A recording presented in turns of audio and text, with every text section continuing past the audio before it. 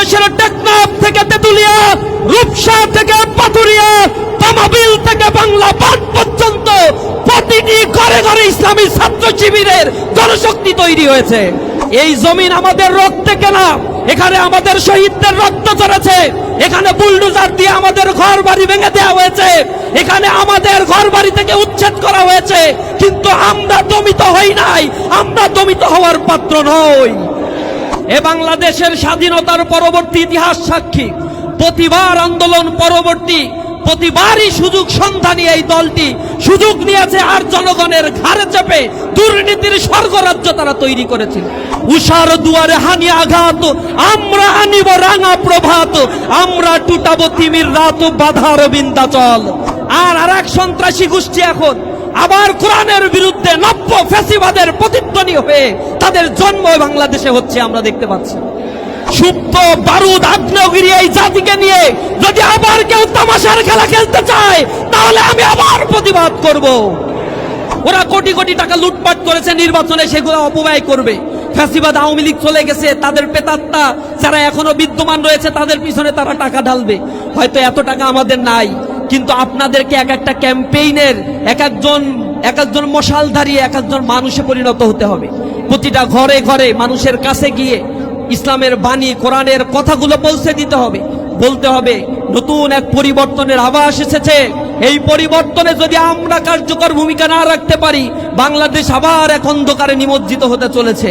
আপনারা দেখেছেন নোয়াখালীতে গতকাল এবং তার আগের দিন আমাদের দুইটি প্রোগ্রাম হয়েছে। একটা প্রোগ্রাম ছিল যুবকদের নিয়ে, যারা 40 দিন তাকবীরে উলার সাথে জামাতে ছাত্র যুবকরা নামাজ পড়েছে, তাদেরকে নিয়ে ইসলামী ছাত্র শিবির প্রোগ্রামের আয়োজন করেছে, তাদেরকে রিওয়ার্ড দেওয়ার জন্য। তাদের এটা মনে ধরে নাই, তারা সেখানে আক্রমণ করেছে। আমাদের ভাইরা আহত হয়েছে, আমরা প্রতিবাদ করি নাই, তাদের গায়ে হাত দেই নাই, আমরা সহনশীলতায় বিশ্বাসী। সন্ত্রাসী কর্মকাণ্ডের মাধ্যমে মানুষের মন জয় করা যায় না। পরের দিন আমরা আবার দারসুল কোরআনের আয়োজন করেছিলাম।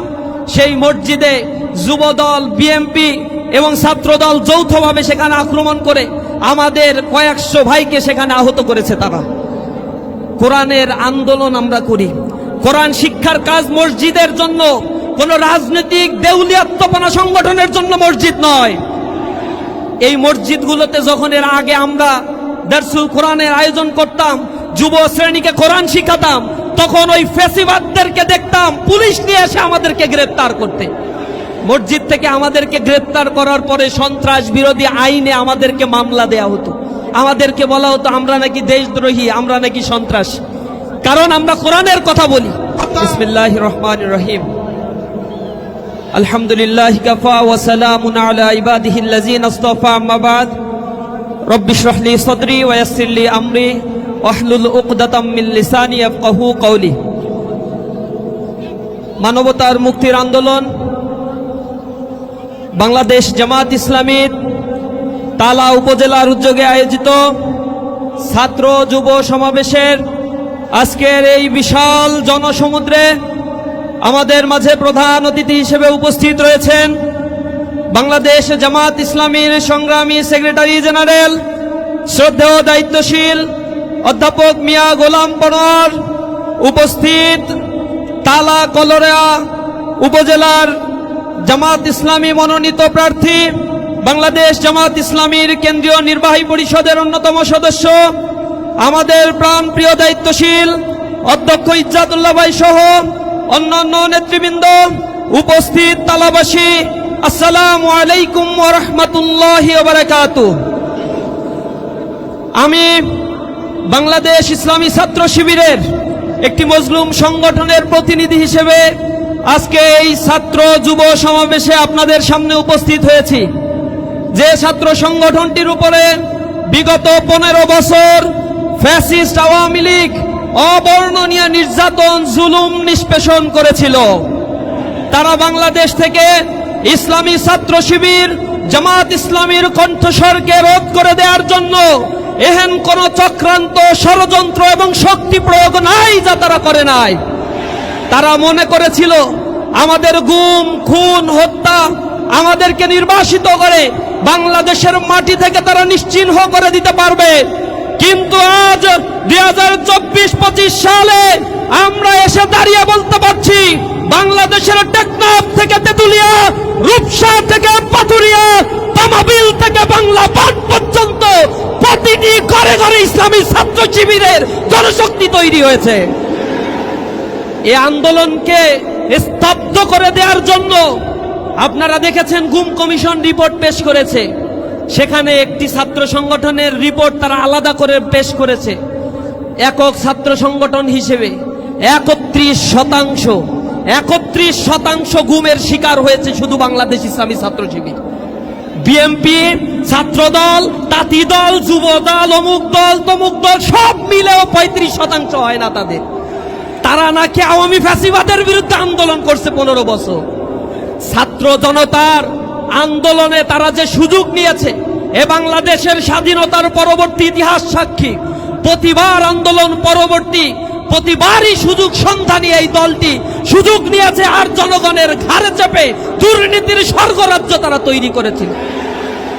2001 সাল থেকে 2006 সাল পর্যন্ত তারা যখন সরকার গঠন করেছিল, জামাত ইসলামী তাদের সাথে ছিল। জামাত ইসলামী ছাড়া একবারও তারা সরকার গঠন করতে পারে নাই, অত সক্ষমতা তাদের হয় না এই বাংলাদেশে। 1 সাল থেকে 6 সাল পর্যন্ত যখন তারা ক্ষমতায় ছিল, তখন জামাত ইসলামীর 3টা মন্ত্রণালয়ে 2 জন মন্ত্রী ছিলেন। এখানে 17 জন সংসদ সদস্য নির্বাচিত হয়েছিল। জামাত ইসলামীর একজন নির্বাচিত সংসদ সদস্যের বিরুদ্ধে কোনো এলিগেশন, কোনো দুর্নীতি, টাস্কফোর্স, দুর্নীতি দমন কমিশন টাস্কফোর্স গঠন করেও তারা পায় নাই। কিন্তু এই সময়ে তিনবার দুর্নীতিতেই বাংলাদেশ চ্যাম্পিয়ন হয়েছিল। আমার প্রশ্ন, ওই সময়ে কারা তখন দুর্নীতিতে লিপ্ত হয়েছিল? জনগণ সেই কথাগুলো ভুলে যায় নাই। জনগণ তাদেরকে জবাব দেওয়ার জন্য প্রস্তুত আছে। আজকে বাংলাদেশের প্রত্যন্ত এলাকাগুলোতে তারা নব্য ফ্যাসিবাদের আমরা এক প্রতিধ্বনি শুনতে পাচ্ছি।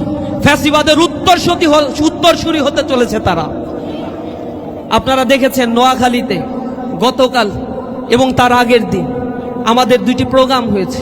একটা প্রোগ্রাম ছিল যুবকদের নিয়ে, যারা 40 দিন তাকবীরে উলার সাথে জামাতে ছাত্র যুবকরা নামাজ পড়েছে, তাদেরকে নিয়ে ইসলামী ছাত্র শিবির প্রোগ্রামের আয়োজন করেছে তাদেরকে রিওয়ার্ড দেওয়ার জন্য।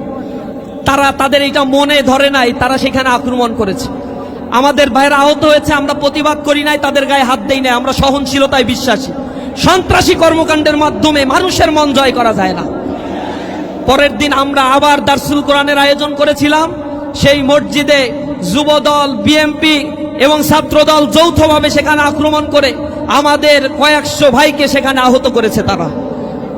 কোরআনের আন্দোলন আমরা করি, কোরআন শিক্ষার কাজ মসজিদের জন্য, কোন রাজনৈতিক দেউলিয়াত্মপনা সংগঠনের জন্য মসজিদ নয়। এই মসজিদগুলোতে যখন এর আগে আমরা দারসুল কোরআনের আয়োজন করতাম, যুব শ্রেণীকে কোরআন শিখাতাম, তখন ওই ফ্যাসিবাদদেরকে দেখতাম পুলিশ নিয়ে এসে আমাদেরকে গ্রেফতার করতে। মসজিদ থেকে আমাদেরকে গ্রেফতার করার পরে সন্ত্রাস বিরোধী আইনে আমাদেরকে মামলা দেয়া হতো। আমাদেরকে বলা হতো আমরা নাকি দেশদ্রোহী, আমরা নাকি সন্ত্রাসী, কারণ আমরা কোরআনের কথা বলি। আর এক সন্ত্রাসী গোষ্ঠী এখন আবার কোরআনের বিরুদ্ধে নব্য ফ্যাসিবাদের প্রতিধ্বনি হয়ে তাদের জন্ম বাংলাদেশে হচ্ছে, আমরা দেখতে পাচ্ছি। জনগণ যাদেরকে বিতাড়িত করেছে তা থেকেও তারা শিক্ষা নেয়নি।